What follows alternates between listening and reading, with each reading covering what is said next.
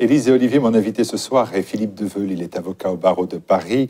Il est enseignant aussi en droit public à l'université Paris 5 Descartes, c'est-à-dire à Malakoff. Et il est aussi le vice-président de la droite libre. Philippe Deveul, bonsoir. Bonsoir. Merci d'être présent avec nous. Je vous ai invité pour évoquer les nécessaires moyens de sécurité intérieure en France, après bien évidemment les attentats. Face à 3 terroristes, est-ce qu'il est nécessaire d'obtenir des outils exceptionnels pour la France, pour notre pays, afin qu'elle se dote des moyens de se défendre et de se protéger? Alors, tout d'abord, je dirais que nous sommes vraiment dans une période exceptionnelle, dès lors que le Premier ministre, qui est en vertu de l'article 20 et 21, surtout 21, responsable de la défense nationale, déclare à l'Assemblée nationale que nous sommes en guerre. Donc ça a des conséquences politiques au niveau intérieur, et ces 3 terroristes ne sont que, hélas, que le début d'une vague d'attentats dont nous pouvons être encore victimes. Il y a une grande question qui se pose, enfin, pas une polémique encore, quoique, entre ceux qui disent eh bien, il faut renforcer l'arsenal juridique, judiciaire français, ou ceux, comme Christiane Taubira, qui disent qu'en fait, il ne faut pas évoquer de loi d'exception et qu'il n'est pas nécessaire d'aller vers une nouvelle grande loi antiterroriste, parce qu'on dispose en fait de tous les moyens coercitifs et répressifs. Tout à fait. Alors, il y a une discordance entre ce que dit le Premier ministre et son garde des Sceaux, qui est plutôt vers une politique laxiste pénale et en matière surtout terroriste.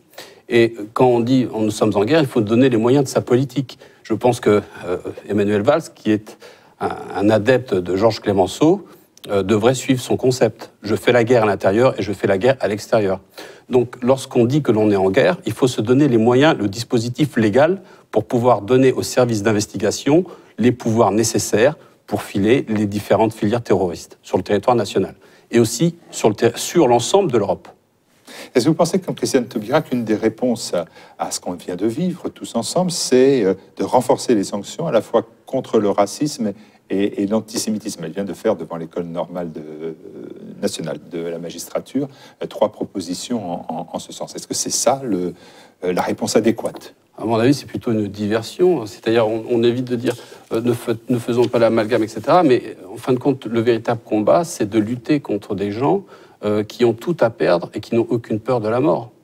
Donc, à mon avis, Madame Taubira ferait mieux de se remettre en question et de se poser de la véritable question pour savoir où est aujourd'hui la sécurité des Français. Quand on est dans une option qui est celle du retour de l'autorité, comme l'on dit, de la répression, certains pourraient dire, est-ce que en fait les ministres comme Najat Vallaud-Belkacem à l'éducation, Christiane Taubira à la justice, sont les personnalités adéquates, elles, pour mener ce genre d'opération? Alors, compte tenu de l'Union nationale, je ne veux pas rentrer dans une politique politicienne et critiquer systématiquement le gouvernement. Je suis, comme tous les Français, attaché aux valeurs de la République et de la démocratie, de ces grands symboles. Et puisqu'on nous demande l'Union nationale, je suis prêt à suivre le jeu, à respecter les règles du jeu. Maintenant, ce que peut faire ou ce qu'a pu dire la ministre de l'Éducation nationale ou le garde des Sceaux, c'est un constat d'échec sur 30 ans de politique. Alors, vous considérez par exemple, et ça m'a surpris, je vous attendais sur le volet répression très, très fort, très, très en pointe, et vous dites, non, le Patriot Act à la française, ça n'est pas efficace en profondeur. En fin de compte, pas la surveillance de l'Internet. Si, alors, il y a une volonté de l'armée de créer un pôle de lutte cybernétique contre justement les assauts terroristes sur l'informatique, enfin sur les réseaux Internet, qui est une véritable menace pour le territoire national et pour tous les centres vitaux du pays. Bon, ça prend du temps parce qu'il faut des techniciens. Et généralement, les cadres formés par l'armée ne sont pas disposés à être des ingénieurs informatiques. Donc il faut trouver des gens que l'on puisse intégrer dans le système, dans le dispositif de défense nationale. Concernant le Patriot Act à la française, ça semble difficile. Pourquoi? Parce qu'il va falloir un débat parlementaire à l'Assemblée nationale, au Sénat. Il va falloir une discussion et puis mettre en pratique cette loi. Or, il y a des outils tout à fait indispensables que l'on peut mettre tout de suite en œuvre. Déjà, c'est-à-dire équiper la gendarmerie, équiper la police nationale et protéger la police municipale. Ne serait-ce qu'en donnant des des gilets pare-balles à tous les policiers municipaux, à donner de nouvelles armes à la police nationale, et aussi bien de nouveaux véhicules à la gendarmerie. Exemple tout simple. Mais bon, on est derrière une question budgétaire derrière ça. Patriot Act à la française, c'est aussi, dans l'esprit de certains, une restriction des libertés individuelles. Mais elles existent déjà, puisqu'on a ces pu restrictions, voir... ces libertés. Oui, elles existent déjà, ces restrictions de liberté. Bon, j'ai dit, j'éviterai de parler de la polémique politicienne, mais bon, on s'aperçoit qu'on met un ancien président de la République sur écoute qui est protégé quand même quelque part par son ancien statut pour des secrets secrets défense. Et puis d'un autre côté, on s'aperçoit qu'il y a des lacunes sur les mises en écoute sur des réseaux terroristes. Donc il y a 2 poids, 2 mesures. Le dispositif légal existe déjà, il suffit de l'appliquer. Vous êtes auditeur de l'Institut national, prestigieux d'ailleurs, Institut national des hautes études de la sécurité et de la justice. Vous devez être satisfait quand François Hollande annonce et promet de revoir le rythme de réduction des effectifs de l'armée. C'est une sage décision. Ah non, alors pas du tout. Je pense que l'armée, alors vous avez évoqué l'INSJ que j'ai fait, mais j'ai fait surtout l'Institut des hautes études de la défense nationale, la 66e session. Et je peux dire qu'en fin de compte, l'armée, c'est la colonne vertébrale d'un pays. Donc à chaque fois que l'on veut toucher à cette colonne vertébrale, on rend le pays un peu plus bancal. Or, l'actualité, malheureusement, nous prouve qu'on a besoin de défense et qu'il y a une défense à appliquer aussi bien à l'intérieur qu'à l'extérieur. Alors, aujourd'hui, le Charles de Gaulle est parti pour le Golfe Persique, donc il va soutenir notre action que nous menons en Irak, qui me semble attise un peu la situation dans le moment actuel.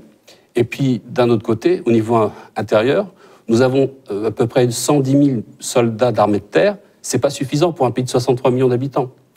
Donc, on a suspendu le service national. Il est temps de se poser la question de savoir s'il serait juste de le remettre, de le réactiver. Alors, 200 000 soldats, c'est vers cela qu'on va finir par arriver, 200 000 soldats français. Est-ce que 200 000 soldats aguerris ne valent pas plus et mieux qu'une armée disparate après avoir rétabli un service militaire ou un service civique d'ailleurs? Alors, vous ne m'avez pas dit ce que vous souhaitiez comme service. On a un choix à la carte en fin de compte, mais la vraie question, elle est budgétaire. Tout est possible, surtout dans le contexte actuel. Une armée de conscription, ce sont des dépenses. Et je ne suis pas d'accord avec vous quand vous dites que c'est une armée disparate. Quand on fait son service national, le service national est universel et il est le même pour tout le monde. Donc on rentre dans un moule, quelque part, républicain et dans un intérêt de défense nationale. Non, la question que je vous pose, c'est que quand on nous dit qu'il y a des enfants qui ne se lèvent plus devant leurs professeurs, des enfants qui n'expriment plus l'autorité, des enfants qui ne connaissent pas la Marseillaise, des enfants qui ne respectent pas le drapeau, pourquoi voulez-vous qu'à l'âge de 18, 19 ou 20 ans, les Koulibaly puissent devenir des bons soldats français? Ça, c'est le processus d'un affaissement de l'autorité dans les écoles. Alors aujourd'hui, on essaye d'en reparler, mais c'est un peu trop tard, après 30 ans d'échec, quelque part. Donc, à mon avis, si on veut aller au plus vite, c'est de reprendre en main la génération des 18 ans, des 18-20 ans, qui, à mon avis, peuvent reprendre le chemin de la normalité. Vous n'avez pas répondu à un service civique, on apprendra la Marseillaise, on apprendra à éplucher les pommes de terre, ou un service militaire, on apprendra à éplucher les pommes de terre, mais à se battre aussi. Ah bah c'est un peu les deux, parce que quand même, à l'armée, il faut à la fois se nourrir et se battre. J'entends bien. Hein, bien. Donc c'est tout à fait une règle du jeu de vivre en commun, dans une discipline et dans un idéal commun, défendre la nation. Est-ce que vous pensez aujourd'hui, concrètement, sans rentrer dans la polémique, que la France est protégée? Pas assez. On dispose d'un excellent outil de défense, le RAID, le GIGN, alors le RAID pour la police nationale, le GIPN pour la gendarmerie, mais nous avons affaire qu'à 3 terroristes. Si demain nous avons affaire à 30 terroristes, le dispositif ne sera pas aussi efficace. Donc nous devons être sur nos gardes. Est-ce qu'il n'est pas trop tard? Il n'est jamais trop tard. Merci beaucoup, Philippe Deveune. Merci beaucoup d'être venu jusqu'au studio TV Liberté. Je vous remercie beaucoup.